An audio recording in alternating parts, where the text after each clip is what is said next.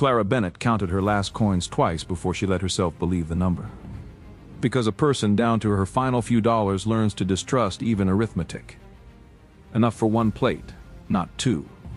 She set it down in front of her son anyway, smoothed his hair back from his forehead, and told him the same lie she'd told him a dozen times that month, soft and steady, like it cost her nothing at all to say.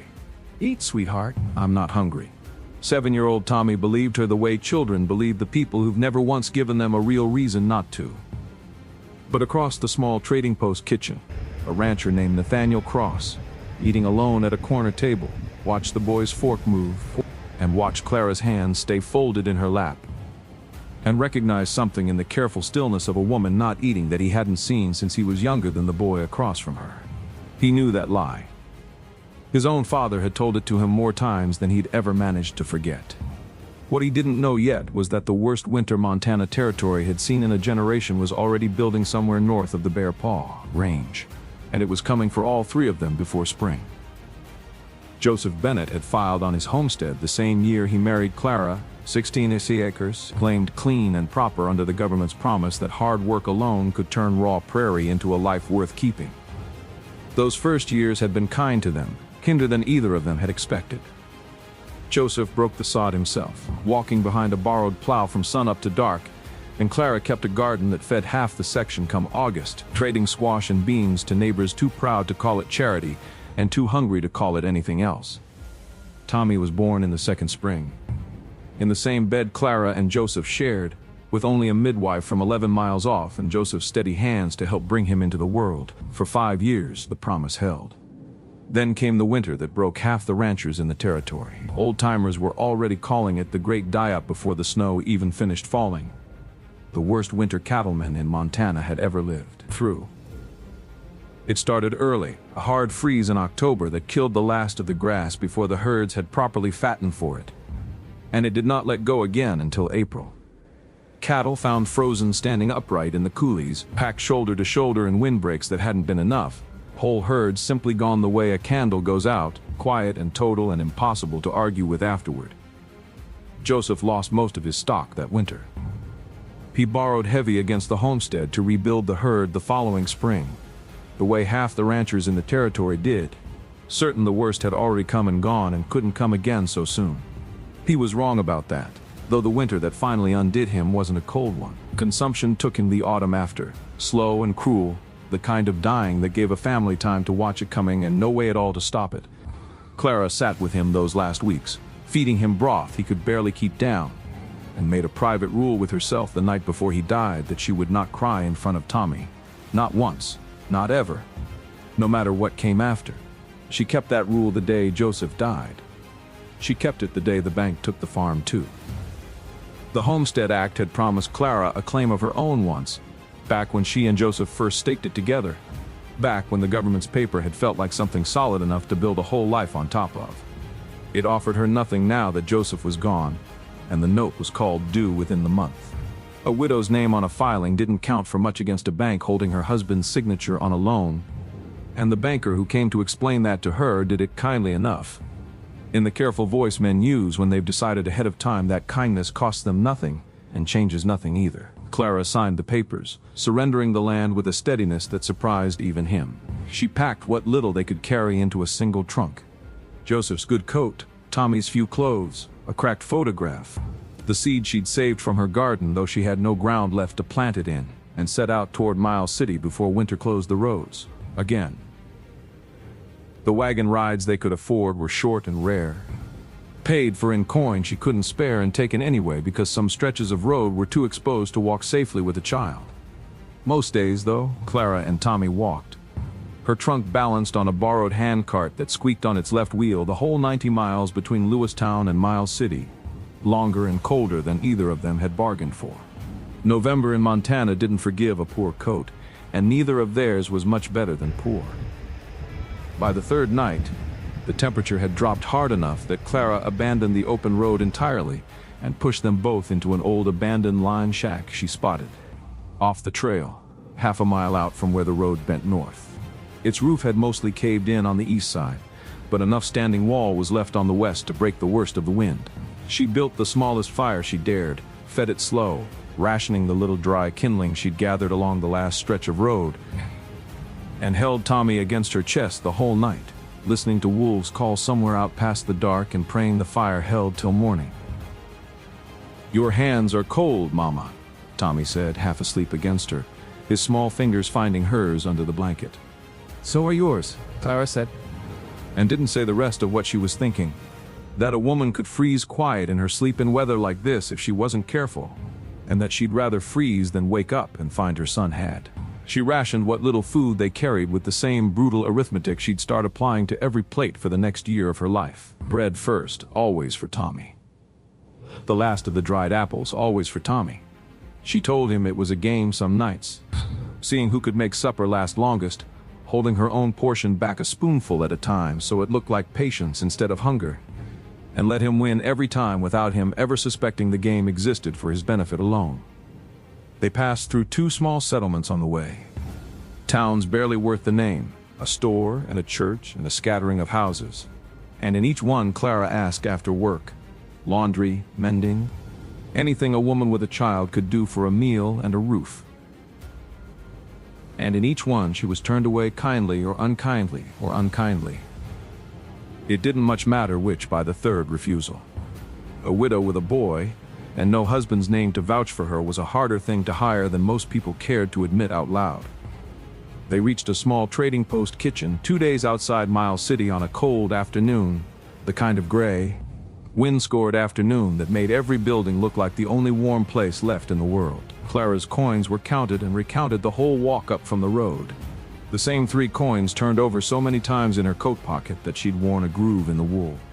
Inside smelled of wood smoke and fried bacon, sourdough biscuits baking, chicory coffee bitter on the air, the kind of frontier cooking that stretched a little meat and a lot of grain into something that filled a working man's belly for a nickel a plate. Tommy's eyes went wide with a hunger he was too young to fully hide, and he pressed close to her side without being told to. Clara studied the chalked menu board a long moment, doing arithmetic she already knew the answer to before she finished the sum.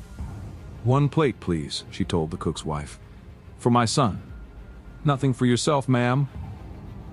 "I ate before we came in," Clara said, the lie smooth from long practice. The plate arrived heaped with bacon and beans and a wedge of cornbread, more food than Tommy had seen at one sitting in weeks. Clara set it in front of him with a smile that cost her more than the coins had. "Eat, sweetheart. I'm not hungry." Tommy paused halfway through to offer her a forkful anyway, the way he always did, holding it out on his fork with the trusting certainty of a child who has not yet learned that some kindnesses can be refused. "I'm fine," Clara said, gently pushing his hand back. "You finish it." She folded her hands in her lap and watched him eat, giving no sign at all of what her own stomach was doing beneath the table, a low, hollow ache she'd grown almost fluent in over the past year. The way a person grows fluent in a language they never wanted to learn. Nathaniel Cross sat alone at a corner table that same afternoon, in from his ranch for winter supplies, and found his attention drawn again and again to the woman and boy near the window. He'd noticed the empty plate first. He'd noticed her hands folded still in her lap the entire meal, and the particular way she watched her son eat, like she was counting every bite that mattered more than her own hunger. He knew that posture. He'd watched his own father hold it at their kitchen table more winters than he cared to remember, back when a bad cattle season had left his family thin through more than one hard year, claiming he wasn't hungry so often that Nathaniel hadn't understood until he was nearly grown that it had never once been true, that his father had simply loved his children more than he loved his own comfort and had never once wanted credit for it. He didn't approach their table right away. He finished his own meal slowly, watching, turning an idea over that felt, the longer he sat with it, less like charity and more like simple good sense. He thought of the empty bunkhouse kitchen waiting for him 7 miles east, of the hands grumbling over his own flat, joyless cooking, of the room off the pantry that had sat empty since his cook left in October. And he thought that a man who needed help and a woman who needed work were not, most days, so very hard to put together. If a person was willing to say so plainly and not make a production of it. When Clara rose to pay, Nathaniel rose too and crossed the room before he could talk himself out of it.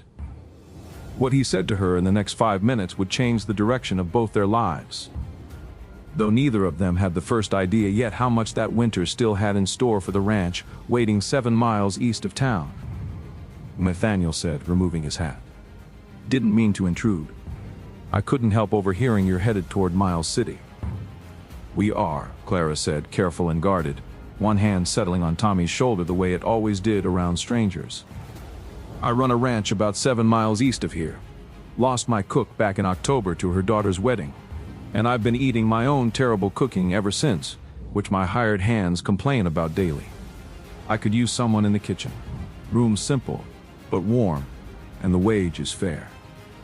Your boy would have his own bed, not a bedroll on some road. Clara weighed the offer against every hard lesson the past year had taught her about strangers and their generosity. Why us? You don't know anything about me. I know you can stretch a coin further than most folks I've met, Nathaniel said plainly. No pity in it, just observation. That's exactly the kind of sense a working kitchen needs, especially with the kind of winter the old-timers are already predicting. And if I say no, then I wish you safe roads the rest of the way to Miles City. And I mean that same as I mean the offer, Nathaniel said. I'm not in the habit of pressing a woman who's already had enough men press her this year without my help. It wasn't charity the way he offered it, and Clara recognized the careful construction of that for what it was, a door left open rather than a hand pulling her through it. I'll earn every meal, she said, with my own hands. Wouldn't expect anything less, Nathaniel said. Weather's turning fast this year. Best we get you and the boy settled before the first real storm hits. The ride out to the ranch took the better part of 2 hours in Nathaniel's wagon, Tommy wedged between them on the bench, wide-eyed at the size of the sky out here, wider even than it had been on the road. Nathaniel pointed out landmarks as they passed. A bend in the creek where the fishing ran good come summer. A stand of cottonwoods where an old bull elk wintered most years. The low rise where a man could see clear to the mountains on a clear morning. And Clara listened without quite letting herself relax, the old wariness still sitting close under her ribs. Nathaniel's ranch house smelled of wood smoke and worn leather and horse sweat, ordinary smells that meant nothing to most people and meant everything to a woman who'd spent 3 weeks smelling only trail dust and her own quiet desperation. The low farmhouse and its scattering of outbuildings sat against the wide Montana sky like something built to last, sturdy in a way the road hadn't been. 3 hired hands came out to meet the wagon, curious and polite in the way of men who'd been living on Nathaniel's cooking too long to pretend they weren't relieved. The oldest of them, a lean, gray-bearded man named Whit Larson, who'd worked the ranch longer than Nathaniel had owned it, tipped his hat to Clara with a solemnness that made her trust him faster than she trusted most. You cook half as good as you look tired, ma'am, Whit said, and we'll all be eating better by supper. Whit, Nathaniel said, half a warning, half a laugh. I only meant it kindly, boss. In the small room off the kitchen that became Clara, and Tommy's held a real bed and a real stove and walls that didn't let the wind straight through, and Clara stood in the doorway of it a long moment that first night, one hand on the frame, before she let herself believe it was truly theirs. At least for a while. Clara threw herself into the kitchen work with fierce, quiet determination, up before dawn to have breakfast ready, meals stretched carefully, but never noticeably thin, every task done twice as thoroughly as required. She scrubbed the kitchen floor on her knees the second week, though nobody had asked her to. She mended the hand shirts in the evenings after Tommy was asleep, though that wasn't part of the wage either. She wouldn't accept help carrying the heavy stock pots. She wouldn't accept a second helping at supper, no matter how plainly Nathaniel or the hands offered, always finding a reason to serve herself last and smallest. Always finding a chore that needed doing the moment her own plate might have called for attention. You work harder than anyone on this ranch, Nathaniel told her one evening, watching her scour a pot that was already clean. You're allowed to sit down once in a while, Mrs. Bennett. I'll sit when the work's done. Work's never entirely done on a ranch. That's the nature of it. She didn't have a ready answer, mostly because some old, careful part of her still believed that the moment she stopped proving her usefulness, the ground beneath her and Tommy would give way again, the same sudden way it had the year Joseph died. It was easier to scrub a pot than to sit still long enough to feel how frightened she still was, underneath all of it, of a kindness she hadn't yet learned to trust. Tommy, for his part, took to ranch life the way boys of 7 often take to the first steady ground under their feet in a long while. He followed Whit around the corrals asking questions until the old hand pretended to grow tired of answering them, though he never once stopped. He learned to help with the chickens, and then, cautiously, with the horses. And by December he had a favorite, a patient, dun-colored gelding named Scout that Nathaniel let him brush most evenings before supper. "He's a good boy," Whit told Nathaniel one evening, watching Tommy lead Scout back to the corral. "Watches everything. Doesn't miss much for a kid his age." "No," Nathaniel agreed, "he doesn't." The blizzard came down out of the bare paws in the 3rd week of January, and it did not behave like any storm the hired hands had seen in years. It snowed for 4 days straight, the wind driving it sideways hard enough that a man could lose the bunkhouse from 30 feet if he wasn't careful. Then held cold and still for a week under a sky so clear and merciless it seemed like a second kind of storm all its own, then snowed again. Temperatures dropping so far below freezing that the water troughs froze solid twice a day, no matter how often the ice was broken. Nathaniel and the hands worked from before dawn until well past dark, trying to push cattle down out of the exposed high pasture into the timbered draws where there was some shelter to be had. And still, morning after morning, they found stock frozen where it stood. The same brutal pattern that had already killed half the territory's herds that decade.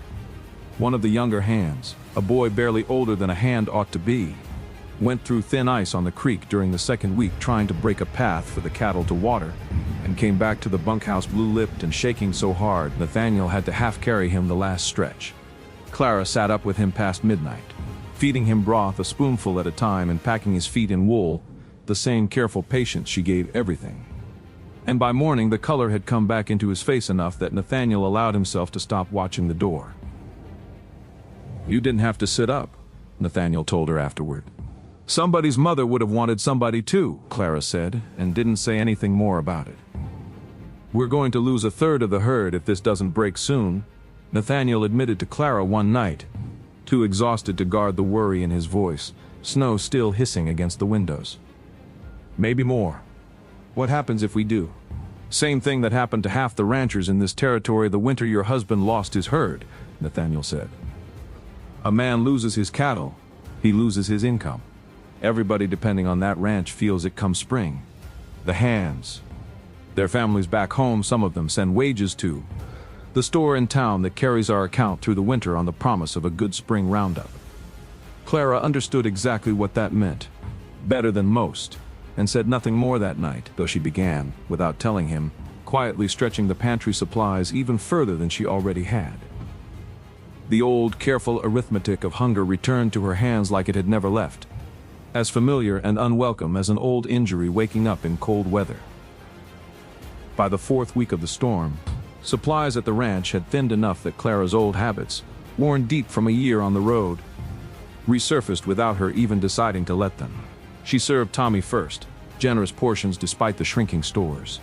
She served the hands next, careful to give the appearance of plenty, even as she counted what was left in the root cellar with a dread she kept entirely off her face.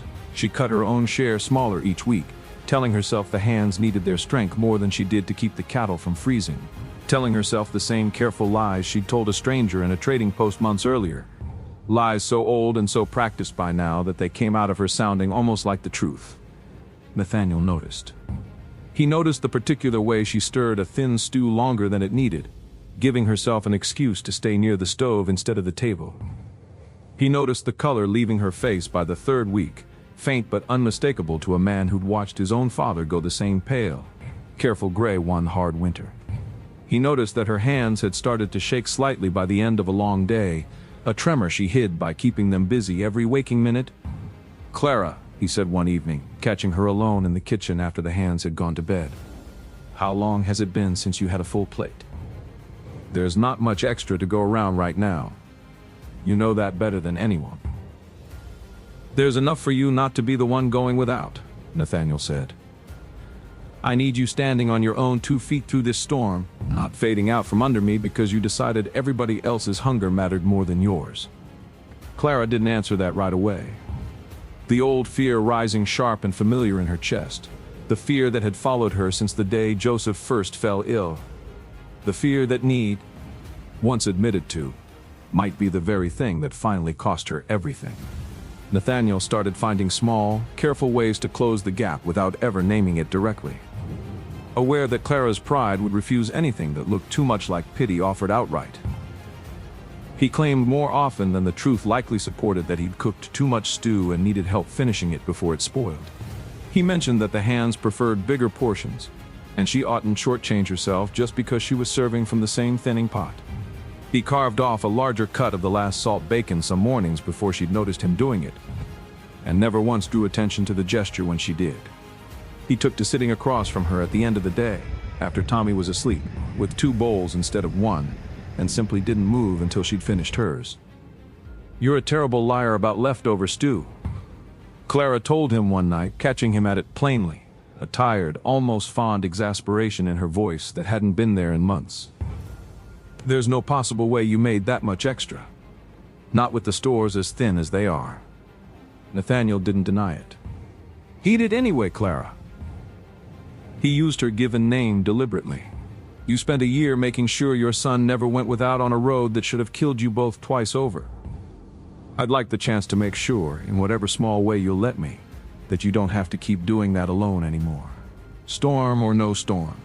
She didn't have a response ready, her eyes suddenly bright in the lamplight, and she ate the stew without further argument, though it took her longer than usual to finish it, and Nathaniel sat with her the whole time, not talking, just present.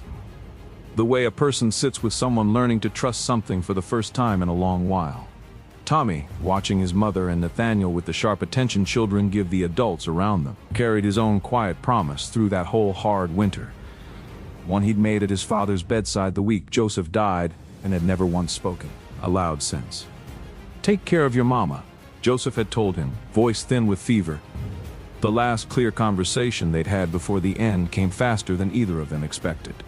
"She won't ask for help even when she needs it most. You watch out for her, Tommy. Promise me." Tommy had promised. He'd kept that promise the only way a 7-year-old boy knew how.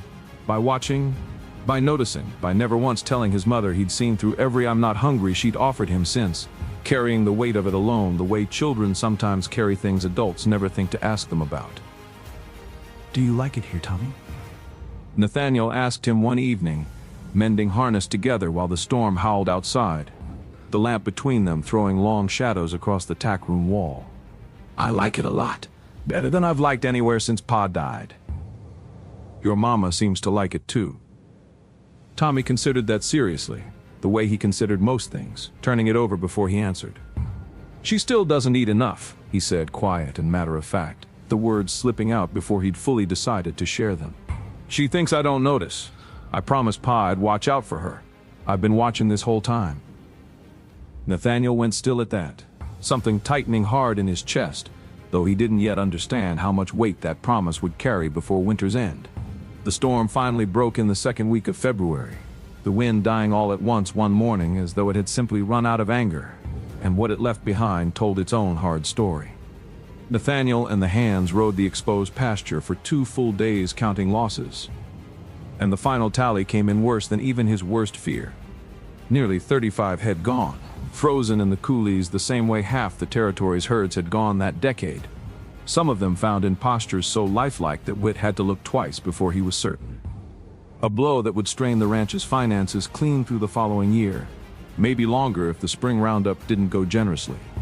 "We'll manage," Nathaniel told the hands, standing in the yard with the tally sheet folded small in his coat pocket, though the numbers sat heavy in his own chest the rest of that week. He'd weathered lean years before. He knew exactly how thin a margin the ranch would run on now, how little room there was for any further trouble to land on his doorstep. Trouble found him anyway. The second week after the thaw, in the shape of a rider coming up the lane with papers in his coat, and 2 armed men from the county sheriff's office riding behind him, their horses still winter shaggy and blowing hard from the ride out. Silas Grant didn't bother dismounting this time. "Bank reviewed the matter further, Mrs. Bennett," he said, papers already in hand, his voice carrying the flat, practiced patience of a man who had delivered this same speech to a dozen widows before her and expected to deliver it to a dozen more. "Your husband's note carried a personal guarantee that survives the homestead's surrender. We're here to collect against wages owed you at this ranch and against livestock belonging to Mr. Cross here, given the debts now attached to your continued employment. You've got no legal claim on my cattle, Nathaniel said, stepping onto the porch, voice flat and even. Wit and two of the hands drifting quietly into the yard behind him without being asked. I've got a signed judgment from the county court, Grant said, and two deputized men behind me who will see it enforced today, Mr. Cross, unless you'd rather make this difficult. Nathaniel didn't move from the porch, didn't reach for the rifle leaning just inside the door, though every man present understood plainly that he could. You lost 35 head this winter, same as every rancher in this territory, Nathaniel said. Same as the herd that broke Joseph Bennett and left his widow with nothing but a debt you're now trying to collect twice over. Once from a dead man's land, and once from his son's supper table. I'd think carefully before you push a ranch already bled thin by the worst winter this territory's seen in a decade, Grant, because a judgment's only worth what a man's still got left to give against it, and you're welcome to explain that math to your bank yourself. Grant's certainty flickered just slightly at the mention of the winter's toll, a hesitation so brief most men wouldn't have caught it. Though Wit did, and shifted his weight a half step forward without seeming to move at all. Clara stood frozen in the doorway through the entire exchange, watching a debt she'd carried alone for a year now threaten to cost Nathaniel everything he'd rebuilt through the hardest winter of his own life, and felt something in her chest go cold and certain all at once. You'll hear from the court within the fortnight, Grant said finally, gathering himself, though the words came out thinner than they had going in. This isn't finished.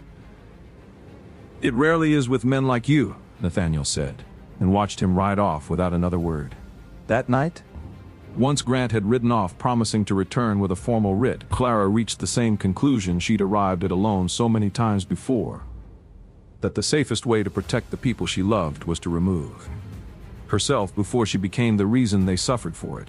She began packing the small trunk again in the dark, moving quietly. The same careful economy of motion she'd used on the road from Lewistown, folding Tommy's shirts by feel more than by lamplight so as not to wake him. Where are we going, Mama? Tommy asked, finding her folding his shirts, his voice small and already frightened in a way that told her he'd half expected this. Somewhere new, Clara said, the same words she'd used months earlier, though her voice shook this time in a way it hadn't before. Just for a little while, sweetheart. I won't let this debt cost Nathaniel his ranch. Not after everything he's already lost this winter. Tommy studied her a long moment, his small face very serious in the low light, and for the first time in his life, he did not simply believe her. He waited until she'd stepped out to the pump for water, then slipped out the kitchen door and ran the whole way to the barn, breathless and near tears by the time he found Nathaniel there, still awake, mending tack by lantern light because sleep hadn't been coming easy since the writ arrived. Mama's packing, Tommy said. She thinks I don't know we're leaving again. Nathaniel set down the tack he'd been mending. Why would she leave, Tommy? Because of the money, man. She thinks it'll hurt you if she stays. Tears threatened now, the fear finally finding its way out of him whole, all the watching and waiting of that long winter breaking loose at once. I promised Pa I'd watch out for her before he died. He told me she'd never ask for help, even when she needed it most. And he was right, Mr. Cross. She's been doing it since before he died. She always says she's not hungry when the food isn't enough. She said it in that trading post. She's still doing it now. Even here, even in the storm. She thinks I never noticed. I always noticed. Every single time. Nathaniel felt something break open in his chest. The full weight of every careful, silent sacrifice Clara had made finally laid plain by the one person who'd watched it happen from the very beginning. A boy of 7 who had carried a dying man's last request on his own small shoulders for a year without once setting it down. Show me where she is, he said. Right now. And Tommy, you kept that promise to your father better than most grown men manage in a lifetime. I want you to hear me say that plain, because I mean it.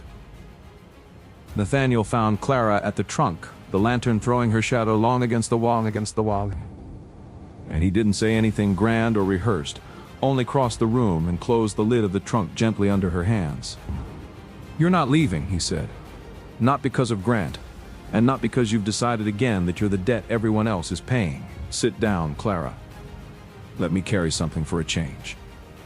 And this time, When Grant's writ arrived 3 days later with the same 2 deputized men behind him, Clara was standing on that porch beside Nathaniel, rather than halfway to Miles City, her chin level, her hands still at last. "I've spoken with a lawyer out of Helena," Nathaniel said before Grant had even finished dismounting. "Territorial law is clear enough on this once you read past the first page, Grant. A personal guarantee doesn't survive a homestead's full surrender the way your bank's been claiming it does. Not without a separate signed instrument nobody's produced yet. You've been threatening a widow with a debt that was never enforceable past the land itself. And I expect a man in your position knew that before he ever rode out here the first time." Grant's confidence finally cracked in full, the flat, practiced certainty in his face giving way to something thinner. "That's a matter for the court to decide." "Then take it to the court," Nathaniel said, still and unmoving, the rifle resting easy but visible in the crook of his arm. "But you'll do it without touching a single head of my cattle or a single dollar of Mrs. Bennett's wages today. I've buried enough this winter without burying my patience for men who prey on widows for a living." Grant studied the rifle, studied the set of Nathaniel's jaw, studied the row of hands standing quiet and unhurried in the yard behind him, and found for the first time since he'd started riding out to that ranch that his certainty had nowhere left to stand. He rode off without another word and never returned, and the formal writ he'd promised never arrived either, quietly dropped by a bank that had, it seemed, done its own arithmetic in the meantime and found the sum wasn't worth the trouble. "I've watched you put Tommy's plate ahead of your own for a year now," Nathaniel said that evening, the danger finally past, the two of them sitting on the porch steps in the last gray light of a day that had started so badly and ended so quietly. "I understand why. I watched my own father do it most of my childhood, and I understand exactly what it costs a person to keep doing it quietly, winter after winter after winter, without ever asking for a single thing in return." "It's not something I know how to stop," Clara admitted. "Then let me help you learn," Nathaniel said.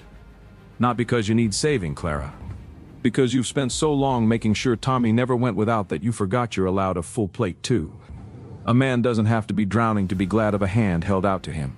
Sometimes he's just been carrying something a long while and would like, for once, to set it down next to somebody willing to help carry it."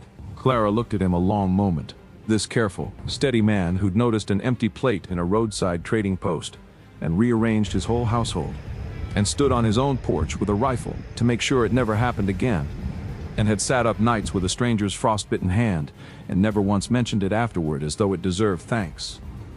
"I'd like that," she said finally, her voice thick but certain. That evening at supper, Clara served herself first for the first time since anyone could remember, her plate every bit as full as her son's. And she did not look away from it the way she once might have, did not find a chore to busy her hands with instead. Tommy noticed, smiled, and kept eating.